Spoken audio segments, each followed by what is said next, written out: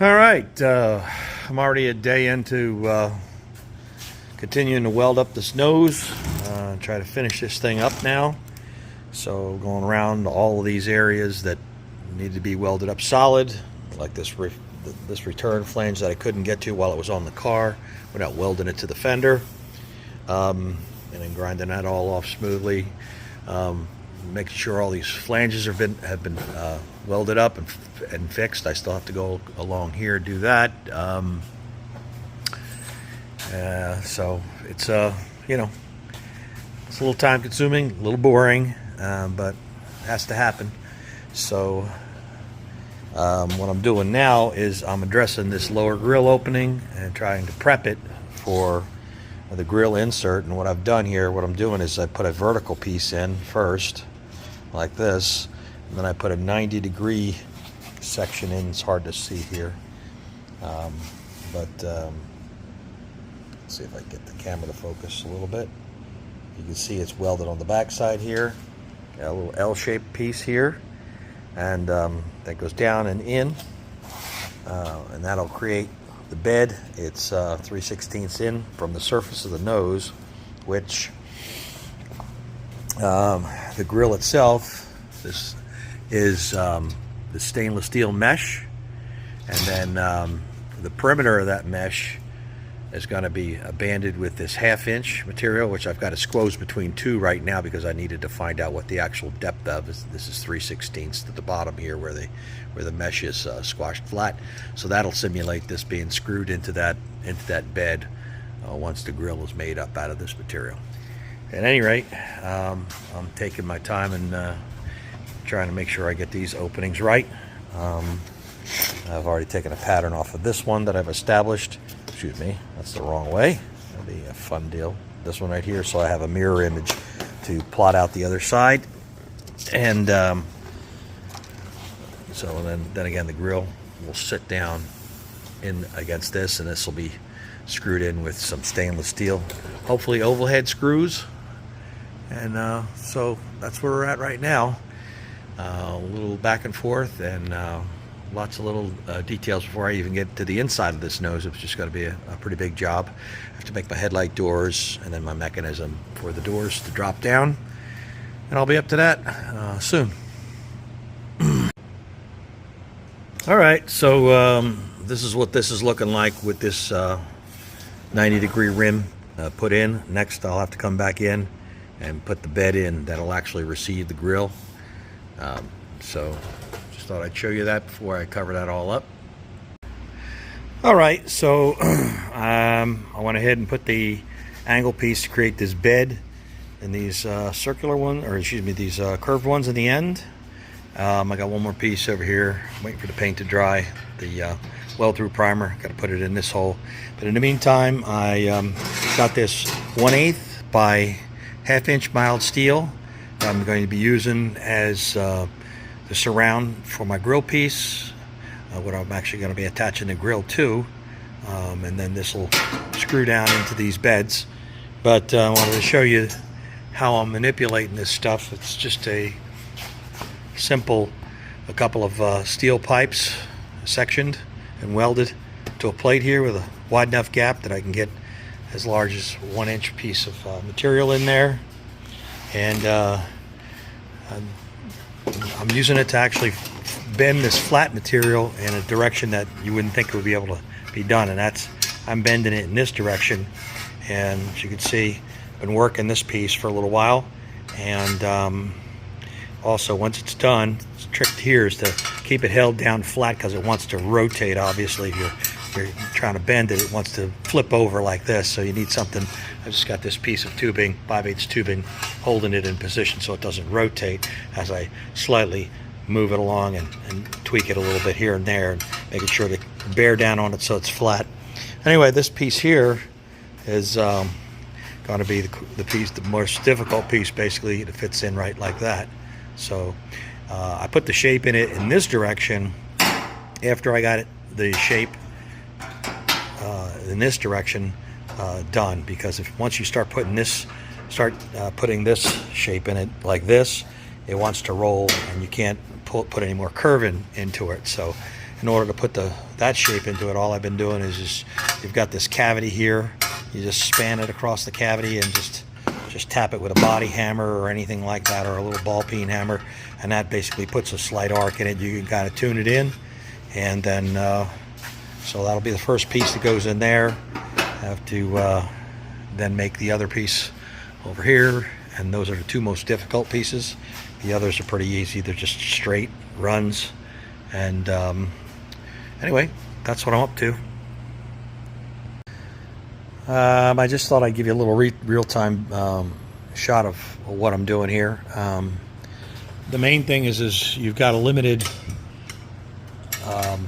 amount because of the big gap here. You can't start absolutely bending it at the beginning. It's going to be a flat spot no matter what, because it's got to reach from there to the bend point, which is way out here. So you got to have enough material to basically start bending. See, I've got it marked over here. Basically, it's going to fit up about there, but I'm going to leave this wild end on here so it gives me a leverage point to go by. So already I'm just starting to get it to comply. Just trying to keep it flat, and it's being held down here, so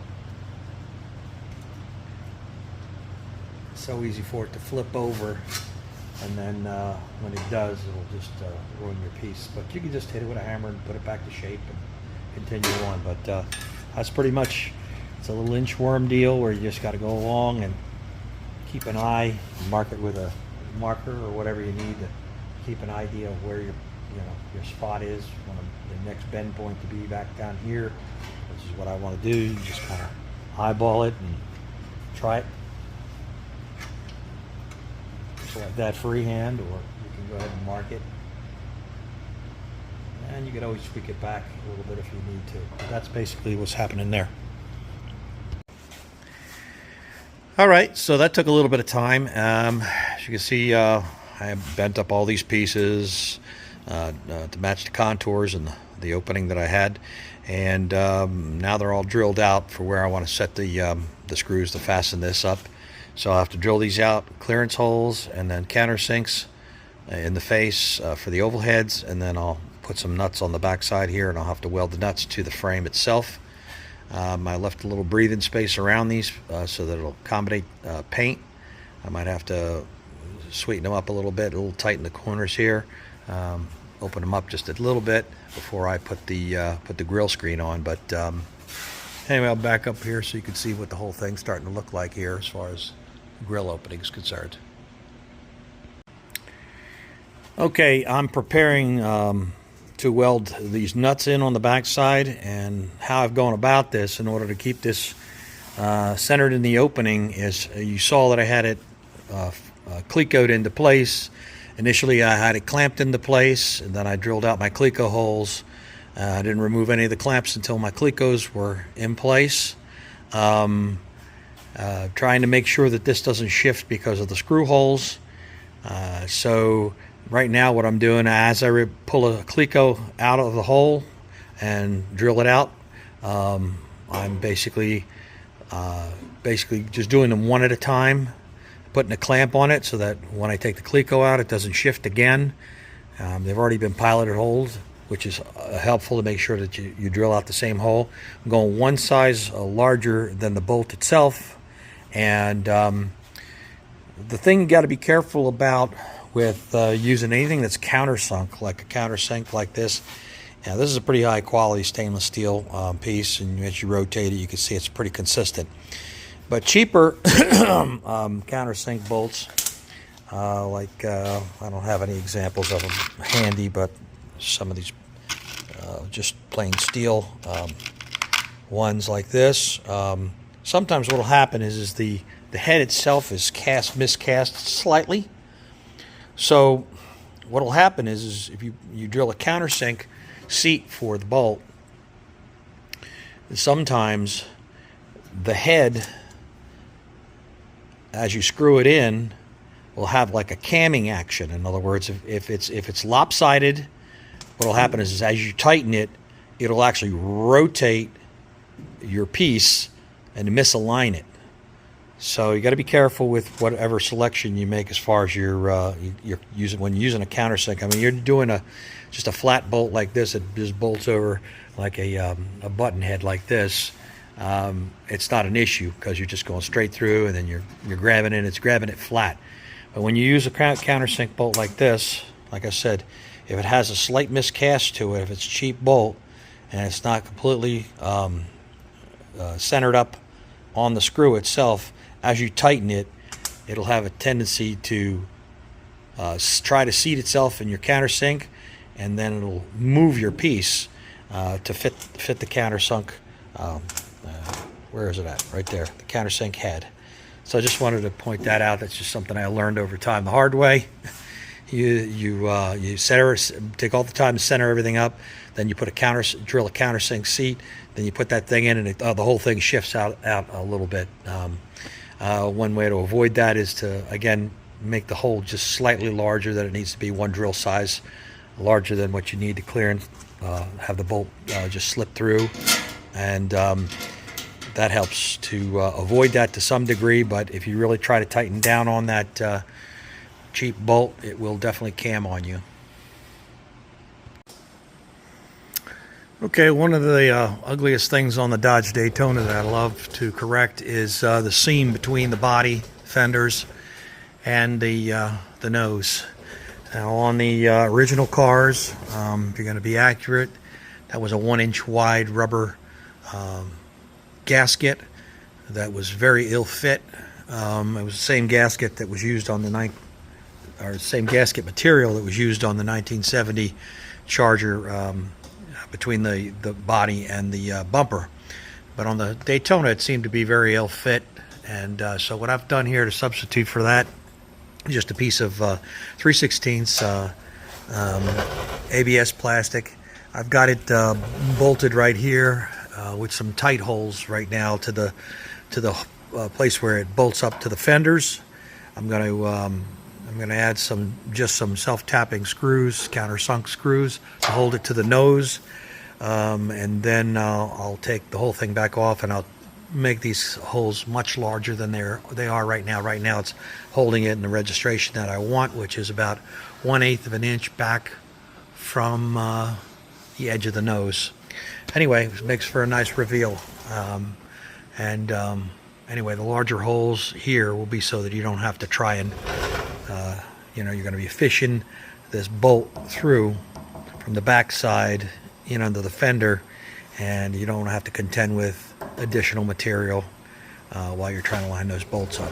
Anyway, that's what I'm up to. All right, so this is what this is looking like. Just some countersunk sheet metal screws, just holding this on in place until it gets mounted on the car, so you don't have to fumble with this spacer while you're trying to do all that other stuff of lining everything up. And these holes have been widened out so that there's no interruption by this plastic to trying to fish that bolt into the welded nut that's in there already. And that's the way that is. Okay, so I'm getting ready to work on these headlight doors, which is going to be a bit of a task. So what I've done is I've made some temporary legs to bolt this nose up so it can stand it up real nice and firm on the bench while I mess around with this, because it's pretty unwieldy shape to just lay on the bench and work on. At any rate, I need this to be able to turn it around and work on the inside for the operational part of these headlight doors too. So I'll be doing what I've been doing throughout this project, and that's starting with the perimeter of the openings and establishing that. Basically what I've done is I've got 3/16 ABS plastic just as a spacer here, so that I can have some sort of a guide, maintain this 3/16 opening all the way around. The object being, once it's Bondo painted and cleared and everything like that, it will be down to about maybe 1/8 of an inch opening around here, hopefully. And so I'll be starting out with the perimeter, which this piece here will tuck underneath this L shape here, so that eventually this L shape will slam up against the back side of the nose here, and create a positive stop. And that's what I'm up to right now. Okay, so this is what this is looking like right now. before I put a cap on here. I'm gonna go to the other side and do that same routine. Anyway, after bending this shape, I went ahead and I ground this off so that you can see it's more or less flush with this top surface of the nose. That's why this top edge here is still a little wild. I made this 5/8 of an inch. It's a 1/2 inch drop right here. Of course, nothing's going to be perfect, so having it 5/8 to start with allows me to grind it down to match the nose. All right, so I got the left and the right perimeter done now. And what I've done is I've taken all the plastic and all the tape that I had on here out of the way, and I've put in some aluminum spacers to space this all out. I've also welded, I made this thing in 2 pieces, so I went and welded that all up so it's all continuous now. And the reason I put the aluminum spacers in is so when I go to weld this top piece on, when it's all done, then we'll set everything on fire. Anyway, I hate the smell of burning masking tape and plastic. That's what I'll be up to next. Okay, that's what the headlight covers are looking like. Still got the spacers in there that just Clecoed in.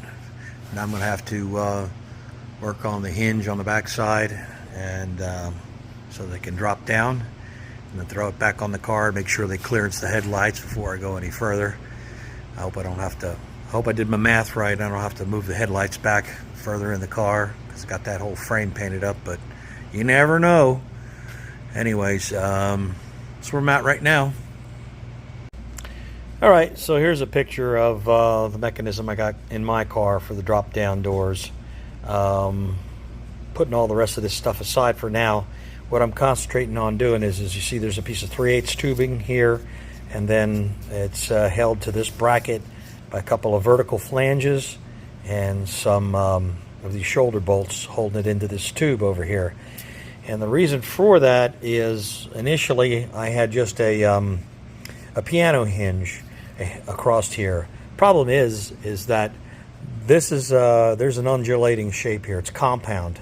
So when I screwed the piano hinge into that, it conformed to the convex shape, and then when I went to put it to the nose, it wanted to keep buckling, so that didn't work. So my solution to that problem was just to pick it up, the rotation at two end points here with this across it, and let this tube gets welded then, and it basically floats along and at the average of this shape, and then it's just tacked to that, so it rotates on an artificial plane that's a straight line, as opposed to, which I could probably have done that with the piano hinge too, but at the time I didn't have a stainless steel hinge, and I didn't want to put a regular piano hinge in there, and it would get rusty. So, and plus there's the issue of the pin working its way loose and stuff like that. But that's neither here nor there. It's a long time ago. I'm going to repeat that process. And what I've done is I've taken and I've put a couple of weld nuts on the end of the tube, and I've got my shoulder bolts on these 2 tubes. And a little trick to getting welding a nut to the end of a piece of tube is to put the nut on, and then to feed a nice long screw that either slips tightly into the internal dimension here, or in my case this was a little sloppy, so I just took some of this foil tape here, and I wrapped it around it till it was the thickness to where I could push this in and it was just snug.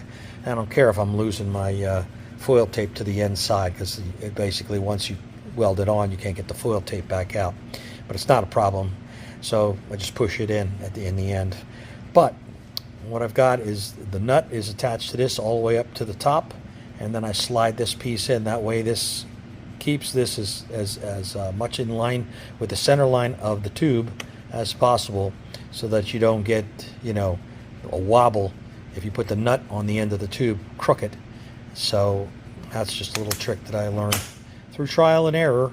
Works really good with larger diameter pieces of tubing and larger nuts, because you can really get a nice you know, if you got a bolt that fits, you know, tightly in there, that's you know, compatible with the nut, then you get a nice long shaft in there that keeps that bolt 100% square with the tube, and then you weld the nut up and take in any irregularities on the end of your tube here with the weld, and then grind it all off smooth like I've done here. I just thought I'd show you that. All right, a little bit of the old one step back. Again, at the beginning of the week I thought I had what I needed. I had this stainless steel grill screen here. This is like an 035 wire, and I got the center section all done, and then it was a real pain because it's so slight. Welding it to this framework was not working out too well. So the other thing was wrong with it is it's pretty pliable. You just see I just pushed it with my thumb. Well, that ain't good. A little rock or debris from the road and your grill's gonna look like garbage. So I ditched that and I ordered some. This stuff here's got an 080 thousandths thick wire, much more robust. In fact, so robust that I wasn't able to put any curve into it by hand, which, you know, obviously this, you know, I could do anything with that. So I had to put this in the sheet metal brake over there to put the curve into it. But as a result, I've got a really super stout. You can lean on this pretty good, and it doesn't. It's not going to move. I mean, I literally couldn't put this little bit of curve into this by clamping it down in the brake and then pulling up on it. It would just flatten right back out. That's how much it wants to retain its shape. I feel much better about this. Put these two grill screens in. As you can see on the back side, it was no problem with the 80 thousandths welding this to the back side of the frame.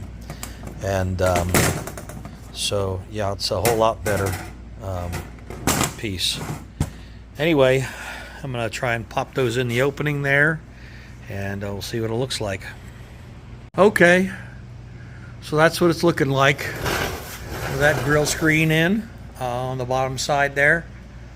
It was a little tough wrestling it in. And of course, it's a little thicker than what I designed the beds for, but it's pretty flush. At any rate, it's a whole lot stronger than what I had in there before, and pretty happy with that. Glad I decided to change direction on that screen size as far as rigidity is concerned. That's going to suit the purpose just fine. At any rate, that's about all I have for this week. I appreciate everybody for watching, and I will see you on the next one.